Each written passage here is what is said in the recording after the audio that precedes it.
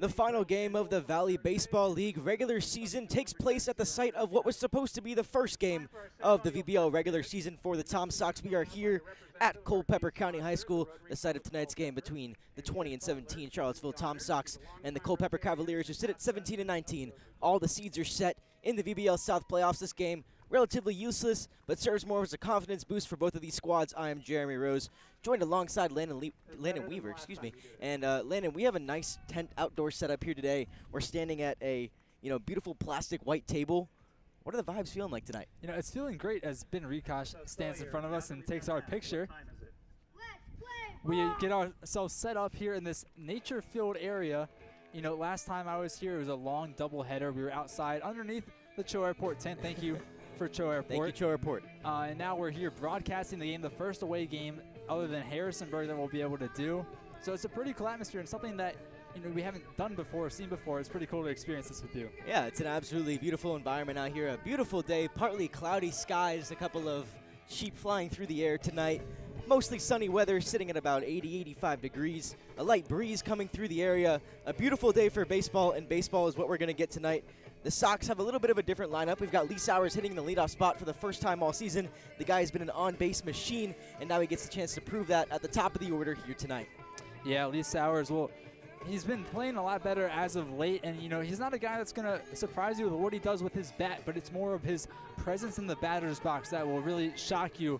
The amount of walks that he's been able to gain this season, I believe the number has gone quite close to 20 now, as my stats are loading on the computer. It is 20 on the season now. He is 22 walks, so he'll be looking to upper that number tonight. But the rest of the lineup is interesting. Kyle Langley, of course, in the 3-hole. He has not hit below the 3-hole much this season or at JMU. And then we'll see Anderson French at first base again tonight, along with Will Genowine rounding out the order. One of the new additions that's really come on and shocked the team.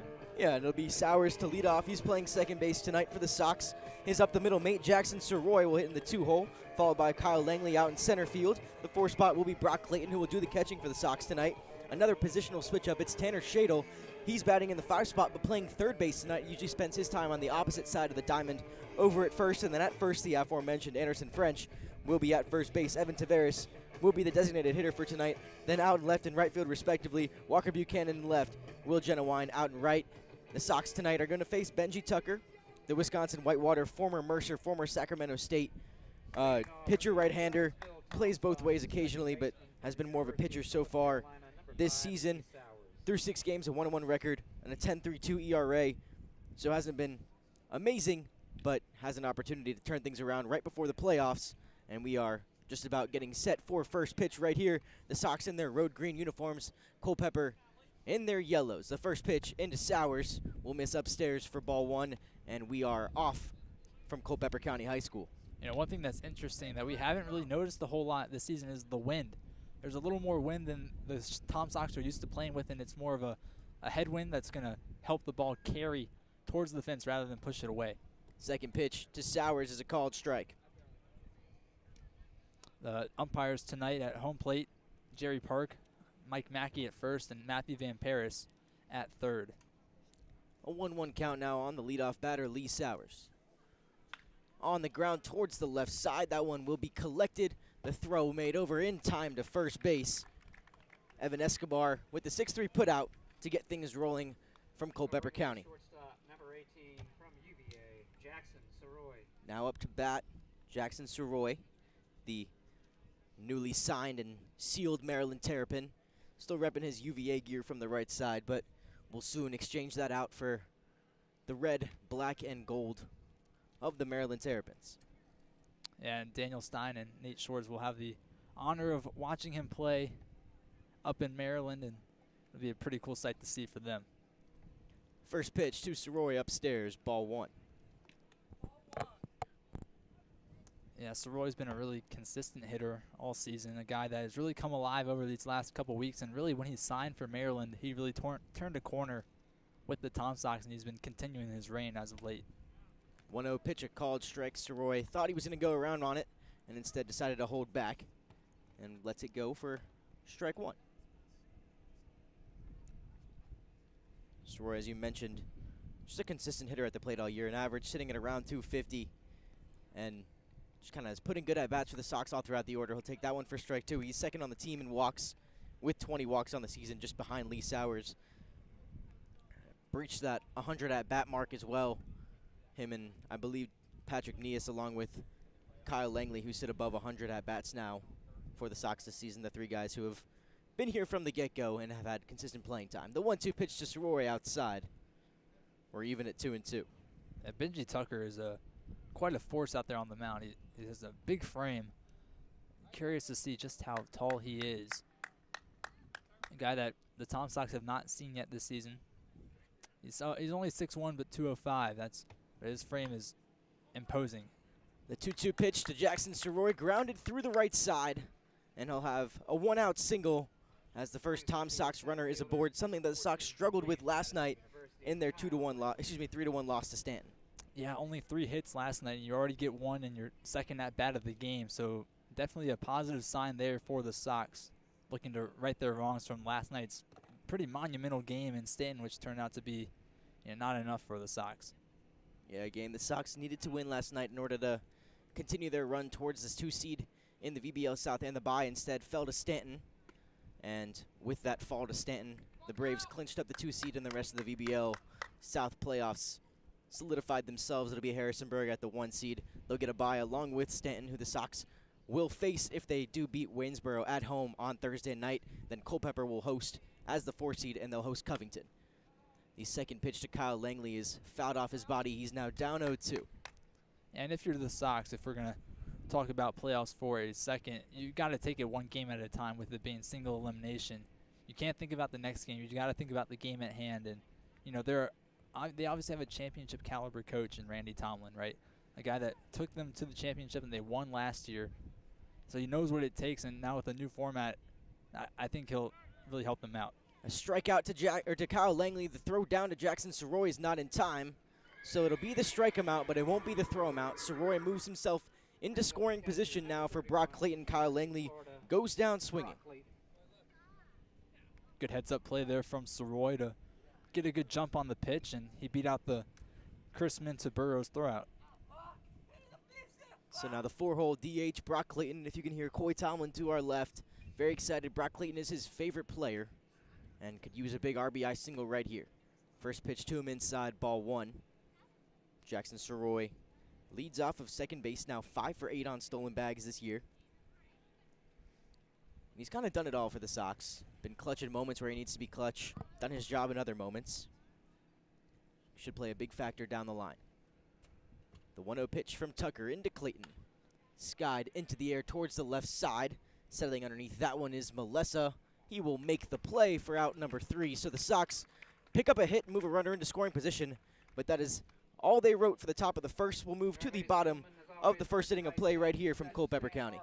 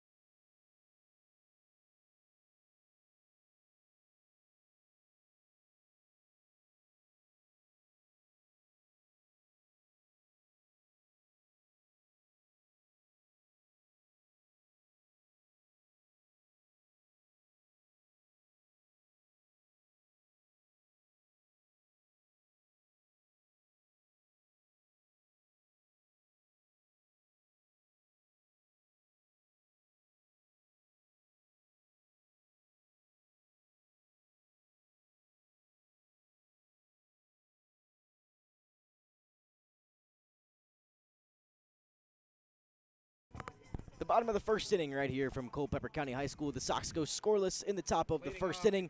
And now we head to the bottom of the inning for the first time all season. Ian White, the new Indiana signee, will take the bump. A guy that normally plays in the reliever spot, a guy that also has a nasty fastball, able to get in the low 90s, 91, 92 range. He's really been good in the relief spot. I'm interested to see how he does starting off the game, but I think it could go really well for the Sox. Yeah, just a 1 run given up throughout his 6 games that he's played, 11.2 innings pitched. That ERA sits underneath 1.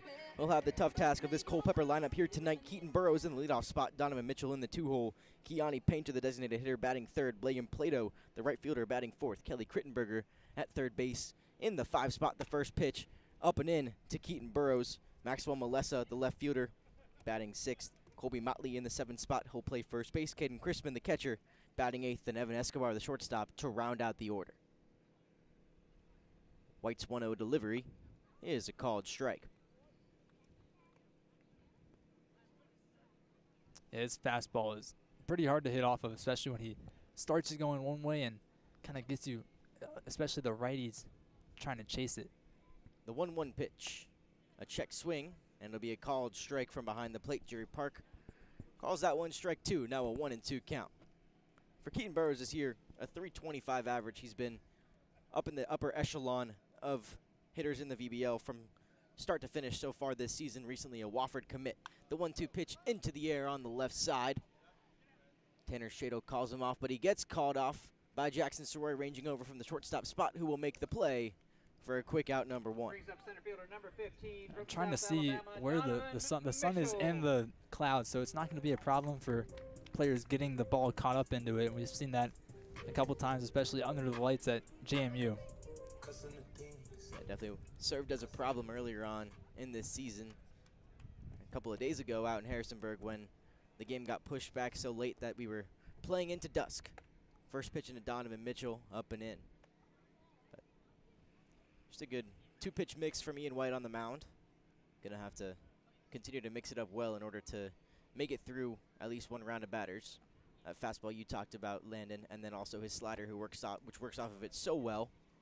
And he'll locate that pitch in there for a called strike. Now we're even at 1-1. That slider does some gross things. A lot of late break on it. I'm sure he'll rely on it a lot, especially against these right-handed batters like you have in the first 2 in the order. Pitch misses outside. Now 2-1. Mitchell, a guy that doesn't hit the ball particularly well, just 198 on the season, but on the bases he's a threat with stealing 14 out of 16 tries. If he gets on, it'll be problematic for the Sox. White trying to hold him away. The 2-1 pitch way inside. Now 3-1 in favor of Mitchell. Mitchell 17 walks on the season. Looking for number 18 right here.